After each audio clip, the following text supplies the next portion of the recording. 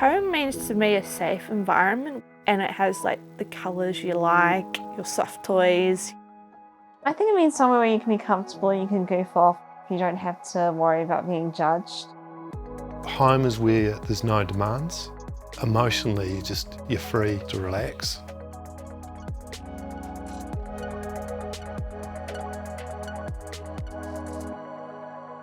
I didn't love being with my parents because I don't feel like I have my own space there, even though I have my own room and everything. Coming back just felt so liberating. Just me and Shani, my best friend. We sort of are kind of like sisters now, really. If we're doing a movie night, we can get pizza in because pizza, movie night, they kind of go together. I think musicals would be my favourite, yes. Got a few horror movies, we both like those as well. The whole Nightmare on Elm Street is basically like a cultural phenomenon. I have seen the remake, but that wasn't very good, even though I really like Rooney Mara. So some of the things I love about this place is that, you know, I have someone here that I care about, it's accessible. It's just sort of a place where I can sort of fill my own interests and sort of show that I live here and this is my place. I have a lot of emotional space here. If I could sort of change anything about this place, it would be sort of having a dog. It's just on my lease that I can't have a dog. Having a pet is just really good to have company that doesn't make too many demands of you. It's relaxing to pet a dog as well. This apartment where I currently am is on the second level and there's no lifts. So I have to use the stairs whenever I need to go up. But I just had to take it at the time when I went homeless with no place to go to. I have bilateral foot drop and I have hypermobility. So walking upstairs, I can trip very easily. My favourite colours are pink and purple. It just calms me. But I'm not allowed to paint this apartment, let alone put anything up on the walls, so I can't make it homely. But if I could change anything, I would probably paint my room like purple and paint the lounge pink. I am sensitive to light. It can be a problem, which for the majority of the time, that's why half the curtains are shut.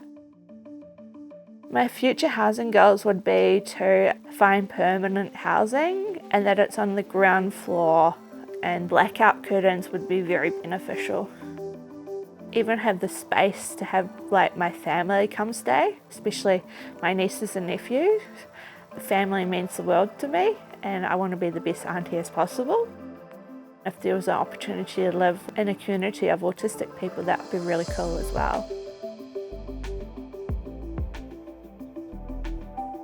Because I've already done the Find Dory one and the Dragonfly. With those two I've done. I know, I saw those ones, they look so good. So once you've done the train, you might want to do the plane and the boat. How about a plane or a boat? Yeah. From the shop? Yeah.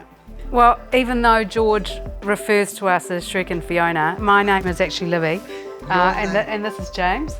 At the moment, George is particularly interested in his hook rugs and cycling. You love cycling, don't you, George? Sure do. We'll go for a cycle this afternoon. What about Lego? You quite like Lego? Lego too. Yeah. Follow the instructions with the Lego. I think just the truth is we're not really sure what the future is.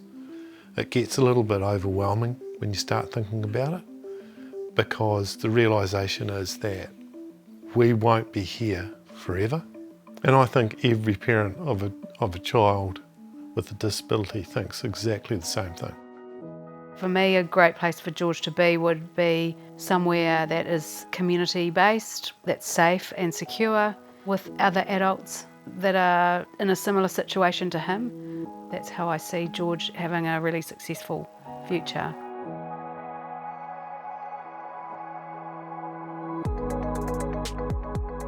The idea for our housing initiative came about 5 years ago, where I was talking to a colleague of mine and we spoke about the need to help break a poverty cycle for our autistic community and how housing can be the vehicle to do that.